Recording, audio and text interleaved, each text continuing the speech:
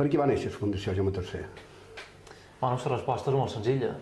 La Fundació Jaume III va néixer a finals de 2013 davant un sentiment de preocupació compartit per molts de ciutadans balears encara a dia d'avui, i és la preocupació perquè consideram que la nostra llengua, que el mallorquí, el menorquí, l'eivissenc i el formenterenc, s'està perdent i a marxes forçades i que està en perill d'extinció.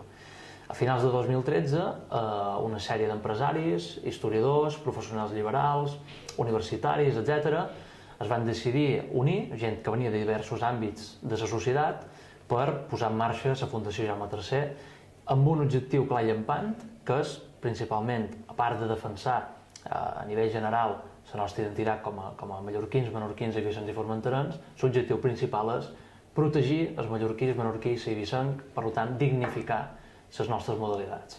I ja per acabar, què vol dir dignificar les nostres modalitats? Que a vegades és una pregunta que ens fan.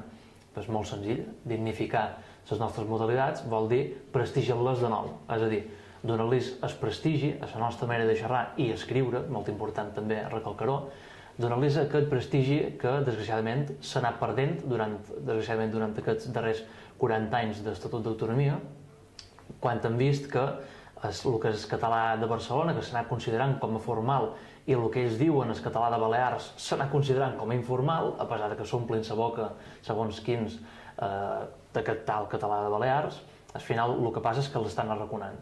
I per tant, davant d'aquesta preocupació, nosaltres des de la Fundació Jaume III el que dèiem és que tan correcte és el català central com el valencià com el balear, i per tant, si a València poden estudiar en valencià i a Catalunya poden estudiar en català, a Mallorca s'ha de poder estudiar en mallorquí i a les altres illes tres quarts del mateix.